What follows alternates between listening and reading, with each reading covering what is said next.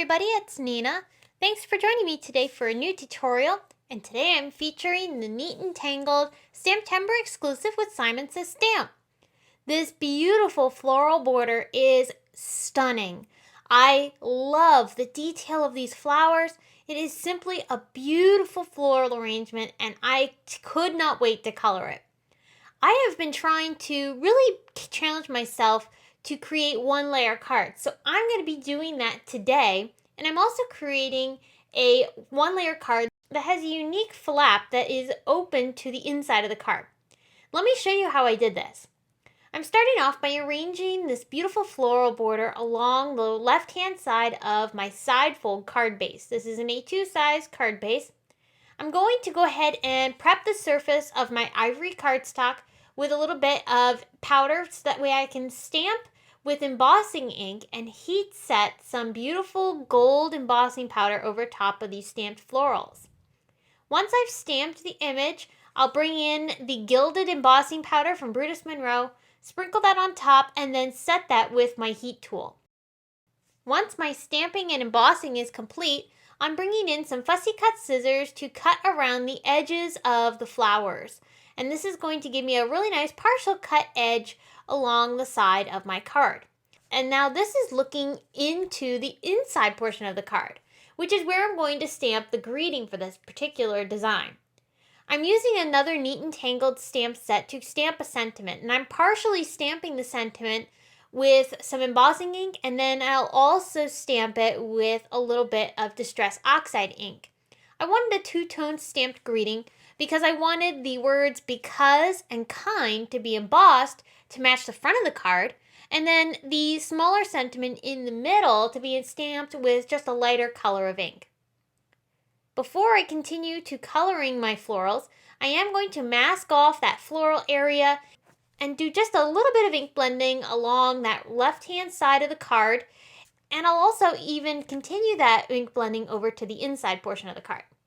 I'm using a blending brush to brush on some of that ink, and I'm focusing heavy on the edge of the card and then just a tad lighter as it goes towards the florals.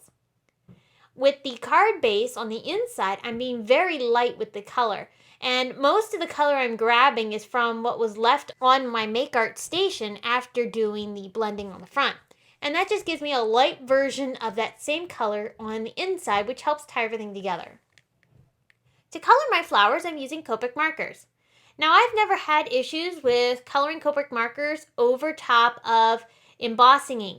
The only thing I make sure I do is I take my markers after coloring and just scribble them off onto a piece of scratch paper just in case there might be any residue from the embossing powder on the marker tips. But this has never damaged my markers, and I've always loved the results that you get with these beautiful Copics and the embossed lines. It just creates a very elegant feel. So I used some pinks and a little bit of green for the leaves to color in these flowers. Very simple coloring, but these colors look so beautiful together. And to tie in that chipped sapphire that I used for the ink blending, I'll bring in just a darker purple marker to add a few little dots here and there, which helps tie everything together. I decided I wanted to add a little bit of a pattern to the ink blending, so I brought in a stencil from Neat and Tangled, and I'm lightly adding some stenciling over top of those blended areas. Using that stencil and my blending brush again, I will just brush on some of that ink, and this subtle two-toned effect looks so beautiful. And I loved it so much, I decided I wanted to do an envelope the same way.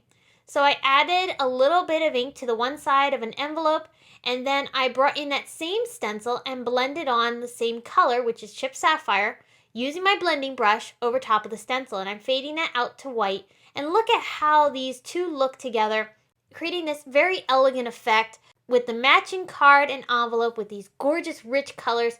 This stamp set you are going to have so much fun creating with, and I think it's really fun to take your sets like this, a fun border image, and turn it into a partial card front so that the card front is looking towards the inside of the card, and it really just makes a very unique design that I think is very versatile, and there's so many different ways you can use it.